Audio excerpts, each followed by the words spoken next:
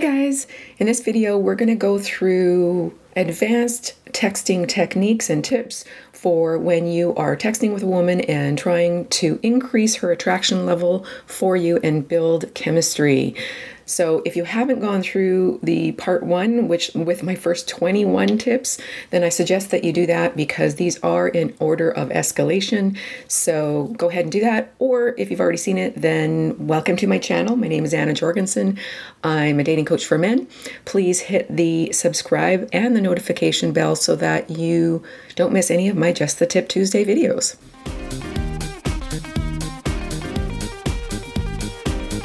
So let's go right into the next one. So 31, send a voice message. So this is not going to be actually calling her, but you're going to record a verbal message and then send that to her. And of course, this is something that you do sort of randomly, maybe as an initial text instead of sending that photo of the elephant, or another day when you're just, thinking about her or whatever. And again, it's going to be short and sweet. It's something that most guys won't do. It will kind of shock her probably, but it makes it more personal and she will see you as being more confident by being able to do that.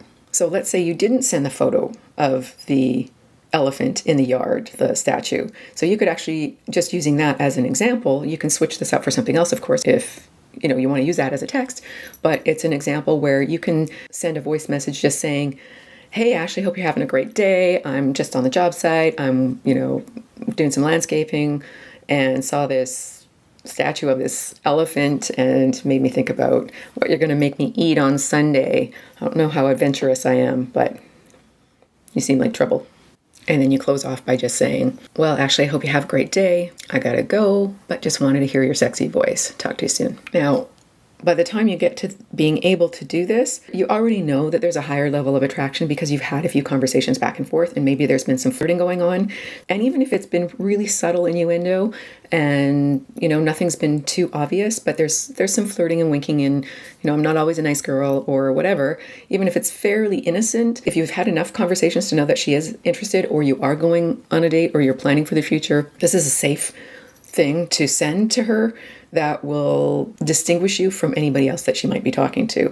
And if she's no longer talking to anybody else because you're at that stage where you are dating, well, it's just going to make her feel special and it's going to make her feel even more butterflies towards you. Same thing if you're in a relationship, like if you're already in a long distance relationship or even in a regular relationship, sending your woman a random voice message to let them know you're thinking of them, but that now you got to go because you've got other commitments, that's sexy. And again, you've said her name and you've slipped in, that you wanted to hear her sexy voice. That's not something you're going to say to your sister. So you've kept the sexual tension in there, so you're not going to end up in the friend zone. So that's a good one. You're welcome. Number 32, don't wait days to text after a first date. So whether you've gone on a real date in the real world or it's been a FaceTime date because you can't right now or you're far away from each other, waiting to text is not actually attractive. It's just rude and it's kind of head games. And actually, anyone who's actually interested in a real relationship with a healthy individual is not interested in playing head games, psychology games. So you're best off to message her or send her a voice message or phone her, because there's a big difference between her wondering if you like her as much as she likes you and thinking that you really don't care that much. Remember that any girls that respond well to being ignored or treated poorly, they are probably damaged women who have emotional baggage and they're going to be high maintenance and not the best relationship partners. So if they accept you treating them like garbage, that's a red flag. Again, if you want to just get laid, different girl we're talking about. These won't apply. The keepers won't wait. 33, do call, text, or voicemail after a first date. No matter how well or how poorly the date went, it's a gentlemanly thing to do. And if she's on the fence, it might put her on your side of the fence if you actually do this thing. Because again, a lot of guys just don't because they're told they're not supposed to, or they just ghost, or they think they've got to wait like several days. No, my recommendation, if you want to stand out from all the other guys, is that if you've done all these other things up to this point from, video 1 and 2 of this series, then you can safely text her the next day. Or my recommendation is to text her right after the date, like before she's even gotten home. Or like, for example, if you've gone on a date, okay, give her a chance to get home if you're not in a situation where you're actually picking her up and dropping her off, and just say, I had a great time, hope you got home safely, let me know. Now, this is especially fun if you've actually had a virtual date online, because you're not allowed to see each other in person right now, because you're unable to see each other in person for some reason. So you've just had a date and she's in her home, and you sign off. So if you say, hope you got home safely, Ashley, had a great time, talk soon, X, then you're letting her know, one, that Ashley, you want to make sure you put her name in there, because otherwise she might think you've actually just gone out on a date with somebody else earlier for real. You had a great time, great. Talk soon, okay, you want to see her again. Kiss, well, that's obviously keeps it out of the friend zone. You could even put, if you are on a virtual date, you could say, can't wait till we can have a real date in the real world. Wink. Another couple points about this is that if you send it right away, well, of course, you're automatically, like, it makes sense that you're thinking about her at that moment in time. But if you wait hours to send it, then she might think that you're still thinking about her, and that's a little bit too much. So if you send it right away, it's kind of cute and funny. But if you wait and send it to her later, then she's either going to think that it's nighttime and you want to sext, or that you're a little bit over anxious. And by saying something about, our next date or the date in the real world, that you're showing her that you're going after what you want, you are interested in her, so it's safe for her to initiate contact. In other words, that's what it says to her. Okay, this guy does like me, so I can reach out to him. And again, if you've done all the other stuff, had a life and stuff, then she's not going to assume you're desperate, because you're not desperate. Because remember, all throughout, your mindset is that you are the prize. If you know that, she knows that subconsciously, and she will be the one chasing you. She will be the one vying to try and win you over. 34. Okay, so don't text within a couple hours of your bedtime. Basically, just because it's going to look like you want to go get into sexting, or that you're still thinking about her and you don't have other things that are more important to think about. Until you're in a bona fide, serious, agreed upon relationship, actually, even after that, you should always have other priorities. Like, you should be your own priority. And she is there to enhance your life, but not to make your life, not to make your life happy, not to make you happy. She's there as an enhancement to your already happy, fulfilling life, unless you just want sex. 35. Let her initiate texts later in the evening. So if she's initiating a text later in the evening, then she's thinking about you.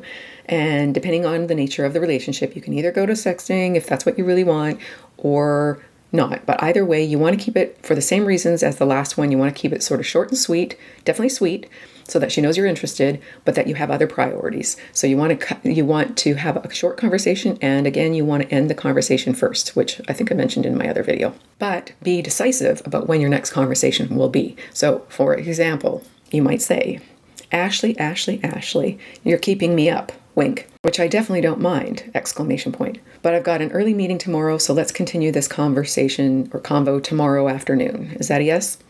You could even put, is that a yes, beautiful, depending on where you're at with your back and forth. Her, pout, wink, K, and you, XX. So you don't have to leave them hanging by ending the conversation first by just ignoring her last pout, K.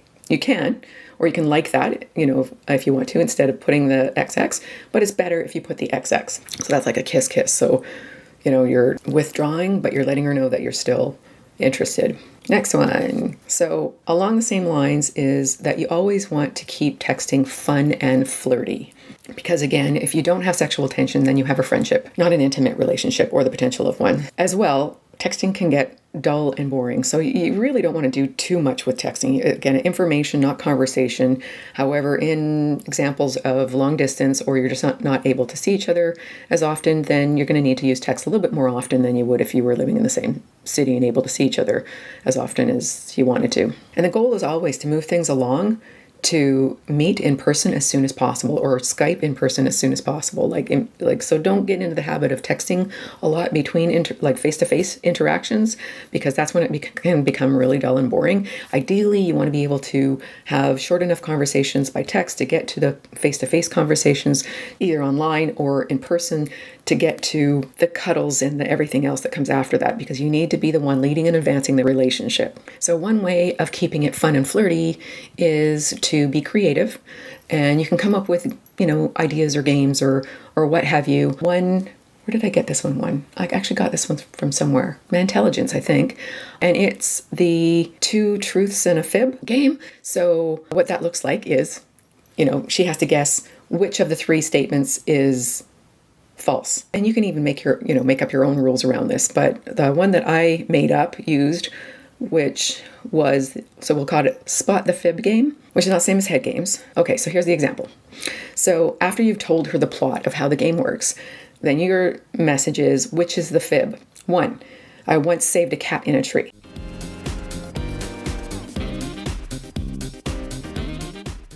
2, I'm a Big Brother volunteer.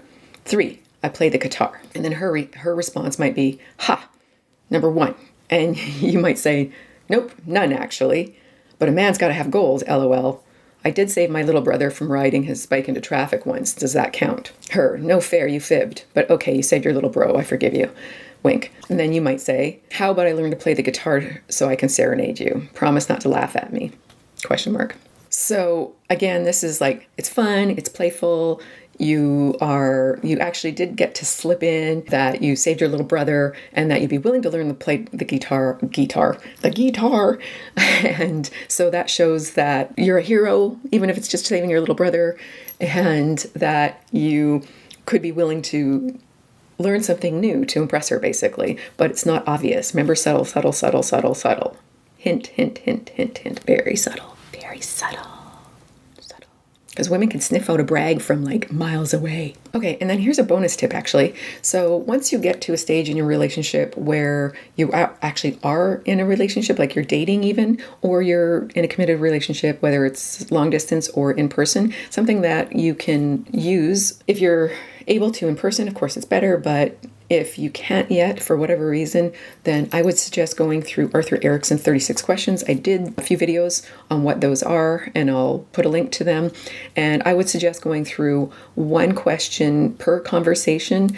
They're meant to be asked in order because they go from, sort of safe questions you might ask anybody to things that are a lot more deep and personal that you just probably wouldn't ask a stranger who you hadn't developed some intimacy with. So that's a suggestion that you can go through if you've gotten to that stage and want to take things to a deeper level emotional connection, so that you stand out from the other guys who are just, what's up? And those questions really reveal the why behind the what, because as I've said in another video, as an example, she might like hiking and you think that she likes hiking because she wants to stay fit, but she likes hiking because she wants to be close to God. So, when you ask the why behind the what, then you find out a little bit more about her true nature, and she feels that you actually care about her as a person. So I hope these have been helpful. If you have any extra ideas, write them in the comments below. Make sure to check out my other texting tips and those Arthur Erickson questions. That's it. Thanks, bye.